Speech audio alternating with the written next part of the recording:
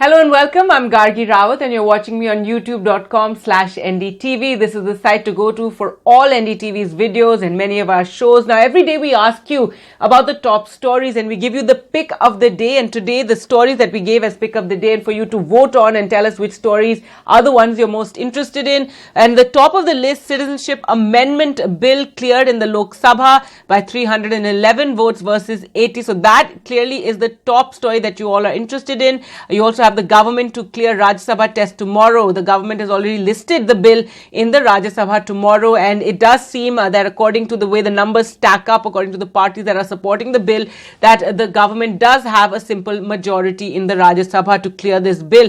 But the big twist yesterday was the Shiv Sena backing the bill in national interest. Now, earlier the Shiv Sena had slammed the bill in its editorial in the Samna, which is the mouthpiece of the Shiv Sena.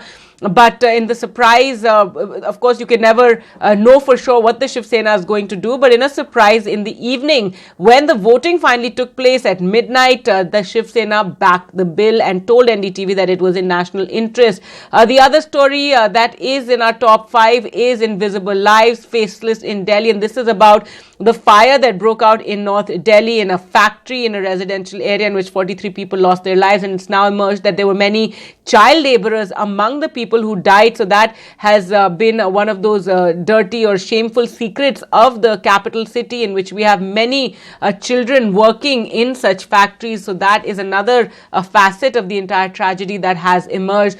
Also, Jaipur theatres to stop screening the film Panipat, Ashutosh Gowarikkar's Panipat, because of protests by Jat groups over the portrayal of Raja Surajmal, and that's something that there have been protests over. Some erstwhile royal families have also protested over this, and so for the moment they have decided to stop screening Panipat and also ask the censor board to take a relook at this film. It's unlikely the film is ever going to play out in Rajasthan. So let's talk more about the Citizenship Amendment Bill, and it was cleared in the Lok Sabha yesterday amidst a very fiery debate that took place.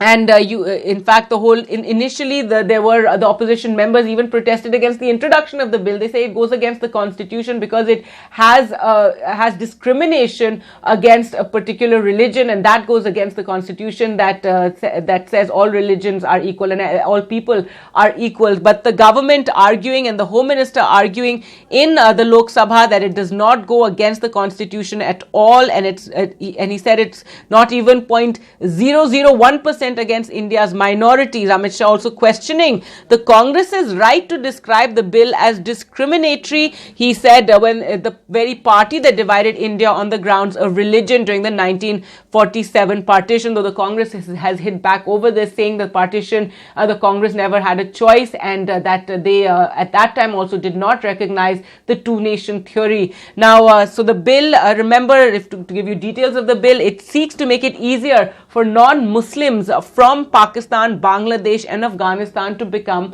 Indian citizens. Now, this bill will be brought in the Rajya Sabha tomorrow. That's what's expected, and it's expected that it will be cleared there because the way the numbers stack up according to the parties, remember the BJD, the Shiv Sena all supporting the bill, and the JDU also supporting the bill. So given that situation, it does look like they have a simple majority in the Rajya Sabha as well. The Prime Minister congratulated the Lok Sabha on passage of the legislation, saying delighted that the Lok Sabha has passed the Citizenship Amendment Bill after a rich and extensive debate. I thank the various MPs and parties that supported the bill. And he also writes the bill is in line with India's centuries-old ethos of assimilation and belief in humanitarian values. Now, Amit Shah also said that the bill cannot be linked to the National Register of Citizens, because that has been the worry, that first they bring in this bill in which they say, immigrants from these 3 countries will be allowed to get citizenship, but not for Muslims. And then they'll do the entire exercise of the NRC, in which all infiltrators, as Amit Shah says, will be identified, in which everybody will have to prove their citizenship. And it obviously will fall more on the Muslims to prove their citizenship in the country and to, bring up whatever proofs are required. We saw that entire exercise in Assam, where it's been a failure because even the BJP has criticized the exercise in Assam. Now, speaking of Assam and the Northeast, there is a lot of anger in the Northeast over the passage of this bill. And today there are protests. There's a Bandh call by the students' organization. They're the very powerful students' organization. They've called for a Bandh. There have been protests in Assam, in Manipur, and in Tripura as well, even though Amit Shah has actually tried to reassure the Northeast, and he has said that I want to tell the people that all the objections posed by the Northeastern states have been addressed. And he said there's no reason to get alarmed. There's no need to protest. Enough has happened already. Now this country just wants to move ahead peacefully. And he said that their worries and their concerns will be taken into consideration. But the Northeast Students Organization announcing the Bandh claims that it's an attempt to nullify the Assam Accord of 1985. The protesters have also termed the legislation, which makes it easier for non-Muslim refugees to gain a citizenship, as an attempt to rob the Northeast of its identity. Now, even though those assurances have been given, Mr. Shah saying that Nagaland and Mizoram remain protected by the inner line permit, that Manipur has also been included in view of its resident sentiments. But even so, today we're seeing a lot of protests, tire burning, and a clampdown and a shutdown there demanded by the organizations.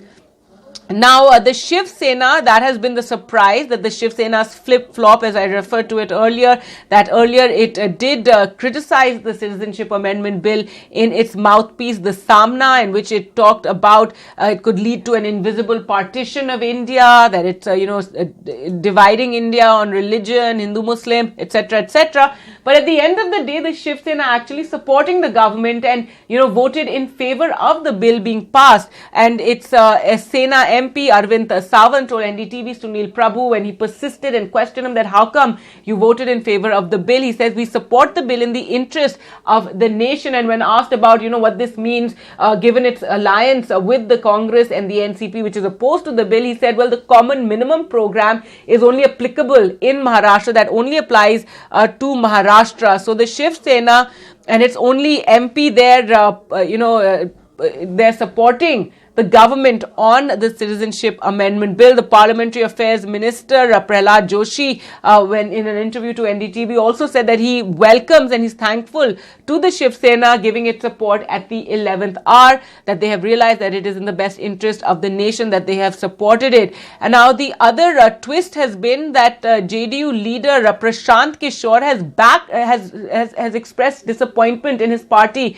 on backing the Citizenship Bill. Now that has been another surprise, because earlier in statements that were made by Bihar Chief Minister Nitish Kumar, and he has been one of those leaders who's talked a lot about secularism, and he has this Muslim vote bank, but he's moved far from his initial stand, which was that when he refused to even share the stage with Narendra Modi. And now the JDU has come out in support of the Citizenship Amendment Bill, and Prashant Kishore has actually tweeted as saying that disappointed to see the JDU supporting the Citizenship Amendment Bill that discriminates the right of citizenship on the basis of religion. He says it's incongruous that the party's constitution that carries the word secular thrice on the very first page, and the leadership that is supposedly guided by Gandhian ideals. Now, apparently, he's not alone in the JDU. Other leaders are also very unhappy with the stance taken, given that earlier Nitish Kumar had said that they are not in favor of this bill. But obviously, behind the scene, there is some political give and take, and Bihar is heading for elections next year. Nitish Kumar keen to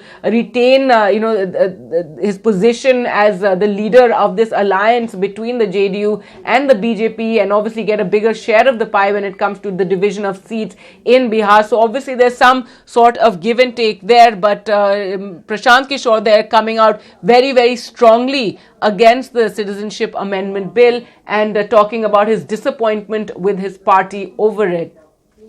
Well, that's all the time we have today. Thanks so much for watching, and remember, do keep logging into youtube.com/NDTV and do cast your votes and tell us which are the stories you want to know more about.